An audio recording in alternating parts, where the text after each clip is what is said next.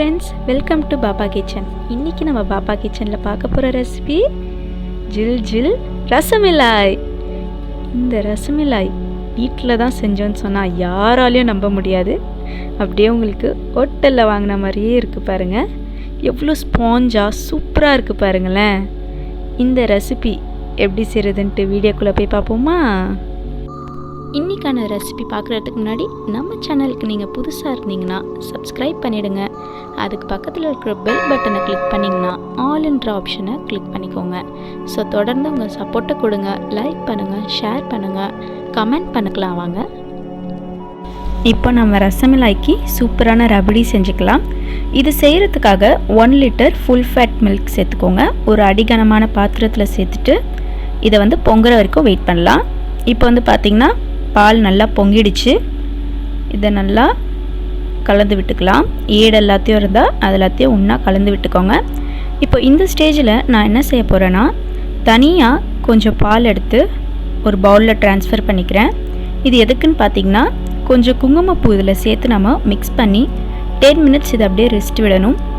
So இந்த குங்குமப்பூ optional. நீங்கள் அதை சேர்க்காமல் பண்ணால் கூட நம்மளோட ரசமலாய் சூப்பராக இருக்கும்.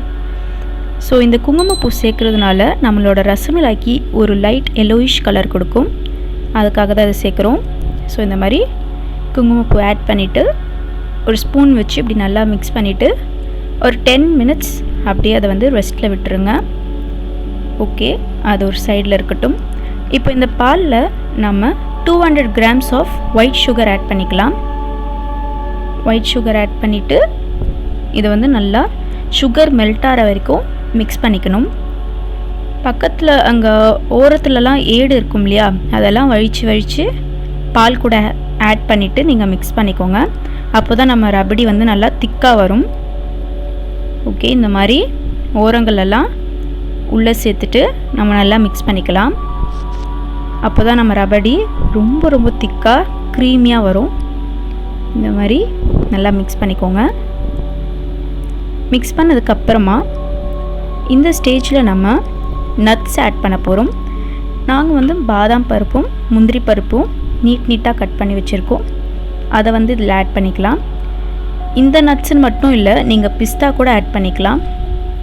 உங்களுக்கு எந்த நட்ஸ் வேணுமோ அந்த நட்ஸ்லாம் நீங்கள் ஆட் பண்ணிக்கலாம். இது உங்கள் இஷ்டம்தான். ஸோ இந்த மாதிரி எல்லா நட்ஸையும் ஆட் பண்ணியாச்சு. ஆட் பண்ணதுக்கப்புறமா இது எல்லாத்தையுமே இன்னொரு வாட்டி நம்ம மிக்ஸ் பண்ணிக்கலாம். இந்த ரபடி செய்கிறதுக்காக நீங்கள் அடுப்பை எப்போவுமே மீடியம் ஃப்ளேம்லேயே வச்சுக்கோங்க. இப்போ இந்த ஸ்டேஜில் ஒரு 1/2 டீஸ்பூன் அளவுக்கு கார்டமம் பவுடர், ஏலக்காய் தூள் ஆட் பண்ணிக்கலாம்.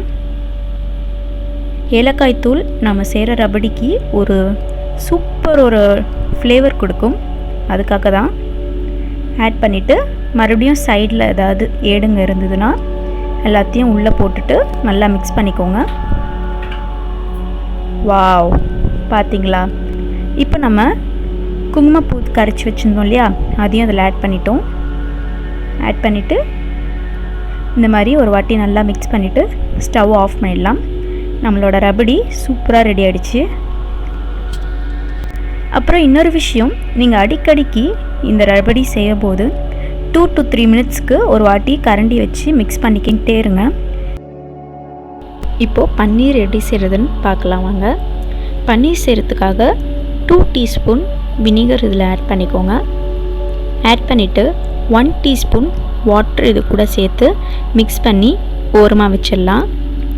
இப்போ பார்த்திங்கன்னா ஸ்டவ்வில் 1 லிட்டர் ஃபுல் ஃபேட் மில்க் நான் சேர்த்துருக்கேன். இது பொங்குற வரைக்கும் நம்ம வெயிட் பண்ணலாம். இப்போ பார்த்திங்கன்னா நம்ம பால் நல்லா பொங்கிடுச்சு. இந்த ஸ்டேஜில் மீடியம் ஃப்ளேமில் வச்சுக்கோங்க. வச்சதுக்கப்புறம் நம்ம ரெடி பண்ணி வச்சுருக்கிற வினிகர் வாட்டரை கொஞ்சம் கொஞ்சமாக இந்த பாலில் ஆட் பண்ணி நம்ம இந்த பாலை திரிய வைக்க போகிறோம். கை விடாமல் மிக்ஸ் பண்ணிக்கிட்டே இருங்க. அதுதான் இந்த ஸ்டெப்புக்கு ரொம்ப முக்கியமான ப்ராசஸ். ஸோ இந்த மாதிரி கொஞ்சம் கொஞ்சமாக ஆட் பண்ணி மிக்ஸ் பண்ணிக்கோங்க. வினிகர் வாட்டர் மட்டும் இல்லை, நீங்கள் லெமன் ஜூஸ் கூட இந்த ஸ்டெப்பில் ஆட் பண்ணி நீங்கள் பால் திரிய வச்சுக்கலாம். எதாக இருந்தாலும் அது உங்கள் விருப்பம்தான். இந்த மாதிரி வினிகர் வாட்டர் ஆட் பண்ணி மிக்ஸ் பண்ணிக்கோங்க. பார்த்தீங்கன்னா இப்போ பன்னீர் தனியாகவும் தண்ணி தனியாகவும் நமக்கு இந்த மாதிரி நல்லா பிரிஞ்சு வரணும். இந்த ஸ்டேஜ் தான் நம்ம பன்னீர் செய்கிறதுக்கு கரெக்டான பதம். இப்போ பார்த்திங்கன்னா ஒரு பாத்திரத்தில் ஒரு ஃபில்ட்ரு வச்சுருக்கேன். இந்த ஃபில்டருக்கு மேலே ஒரு ஒயிட் கிளாத்தை ஒன்று போட்டுக்கலாம். ஒயிட் கிளாத் போட்டதுக்கப்புறமா இதில் நம்ம ரெடி பண்ணி வச்சுருக்கிற பன்னீரை ஆட் பண்ணிக்க போகிறோம். இது வந்து நம்ம ஃபில்ட்ரு பண்ண போகிறோம். கொஞ்சம் சூடாக இருக்கும்.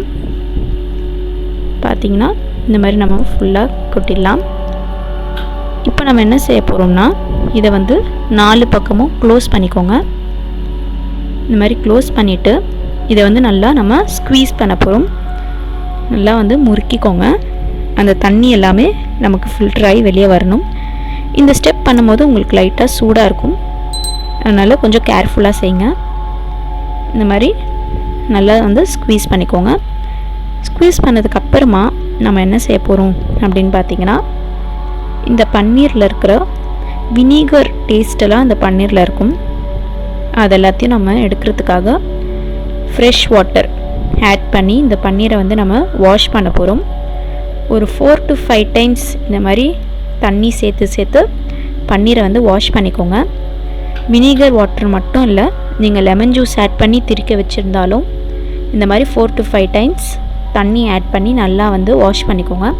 அப்போ தான் அந்த பன்னீரில் அந்த வினிகர் வாட்டர் எசன்ஸ் எதுவுமே வந்து இருக்காது. இப்போ வந்து நல்லா நாங்கள் வந்து வாஷ் பண்ணிட்டோம். இந்த ஸ்டேஜில் ஒரு வெயிட் வச்சு 1/2 hour இதை வந்து ரெஸ்ட்டில் விடுங்க. இப்போது 1/2 hour கழிச்சு பார்த்திங்கன்னா நம்ம பன்னீர் வந்து ஈரம் எதுவுமே இல்லாமல் இந்த மாதிரி சூப்பராக வந்து ரெடி ஆகிருக்கு. இப்போ இந்த பன்னீரை வந்து நம்ம நல்லா வந்து மிக்ஸ் பண்ணிக்கணும். அதாவது நல்லா பிசைஞ்சிக்கோங்க.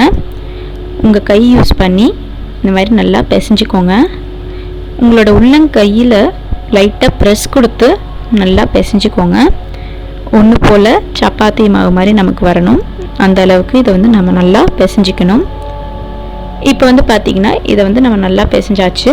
இந்த ஸ்டேஜில் இதில் 1 டீஸ்பூன் கார்ன்ஃப்ளவர் பவுடர் ஆட் பண்ணிக்கலாம். இது எதுக்கு ஆட் பண்ணுறோன்னா அப்போ தான் உங்களுக்கு இந்த ஒரு பாண்டிங் கிடைக்கும். அதுக்காக நம்ம ஆட் பண்ணி நல்லா வந்து பிசைஞ்சிக்கோங்க.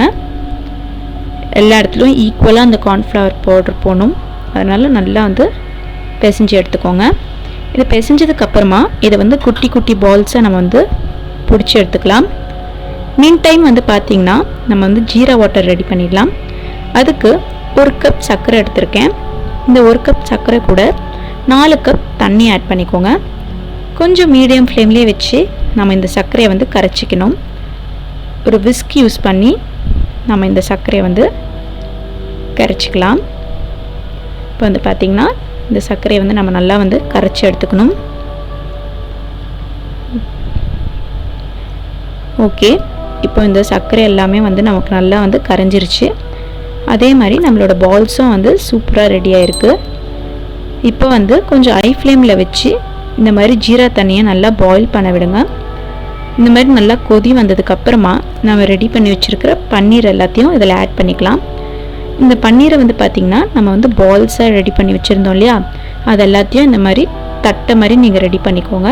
கிராக் எதுவுமே இல்லாமல் ரெடி பண்ணிக்கோங்க. இப்போது பாயிலிங் ஆகிட்டுருக்கிற ஜீரா வாட்டரில் இந்த பன்னீர் எல்லாத்தையும் வந்து ஆட் பண்ணிடலாம். இது எல்லாத்தையும் ஆட் பண்ணிவிட்டு 15 minutes ஹை ஃப்ளேமில் ஒரு மூடி போட்டு க்ளோஸ் பண்ணி வச்சிடலாம். க்ளோஸ் பண்ணிடலாம். இப்போ வந்து பார்த்திங்கன்னா 15 minutes ஆயிடுச்சு. நாங்கள் ஸ்டவ் ஆஃப் பண்ணிட்டோம். நம்மளோட பன்னீர் எல்லாம் சூப்பராக வந்திருக்கு பாருங்கள். வாவ், எவ்வளோ அழகாக உப்பி சாஃப்டாக வந்திருக்கு பாருங்கள். கண்டிப்பாக இந்த ரெசிபி உங்கள் வீட்டில் ட்ரை பண்ணி பாருங்கள். செம்மையாக இருக்கும். நான் உங்களுக்கு ஒன்று எடுத்து காட்டுறேன் பாருங்கள் எப்படி இருக்குன்னு. வாவ், பார்த்தீங்களா இவ்வளோ சூப்பராக இருக்குது பாருங்கள். ஓகே, இப்போ ஜீரா தண்ணி வந்து ஆறுனதுக்கப்புறமா இந்த மாதிரி உங்கள் கையை வச்சு அதில் இருக்கிற ஜீரா வாட்டர் எல்லாத்தையும் வந்து வெளியே எடுத்துடணும்.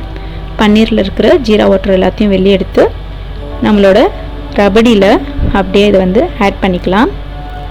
இது அப்படியே 1/2 hour ஃப்ரிட்ஜில் வச்சு எடுத்து சாப்பிட்டீங்கன்னு வைங்களேன், வேறு லெவலில் இருக்குங்க டேஸ்ட்டு. அவ்வளோதான் ஃப்ரெண்ட்ஸ், நம்மளோட ரசமலாய் சூப்பராக ரெடி ஆகிடுச்சு. இப்போ இது சர்வ் பண்ணுறதுக்கான நேரம். நாங்கள் இந்த ரசமலாயை வீட்டிலே சூப்பராக சாப்பிட்டு ஜாலியாக என்ஜாய் பண்ணுறோம். நீங்களும் இந்த டிஷ்ஷை உங்கள் வீட்டில் ட்ரை பண்ணிவிட்டு உங்கள் ஃபீட்பேக் என்னன்றதை கமெண்ட்டில் சொல்லுங்கள். நிறைய ஃப்ரெண்ட்ஸ் நம்மளோட ரெசிபி எல்லாத்தையும் பார்க்குறீங்க, ஆனால் சப்ஸ்கிரைப் பண்ண மாட்டீங்களே. இனிமேந்து வர ரெசிபிஸ் எல்லாத்தையும் பாருங்கள். அதோட அந்த சப்ஸ்கிரைப் பட்டனும் ப்ரெஸ் பண்ணிவிட்டு ஆல்ன்ற பட்டனையும் ப்ரெஸ் பண்ணிவிடுங்க. ஓகே, இந்த ரெசிபி உங்களுக்கு பிடிச்சிருக்குன்னு நினைக்கிறேன். இன்னொரு புது விதமான ரெசிபியோட உங்களை அடுத்த வீடியோவில் சந்திக்கிறேன். பாய், தேங்க்யூ.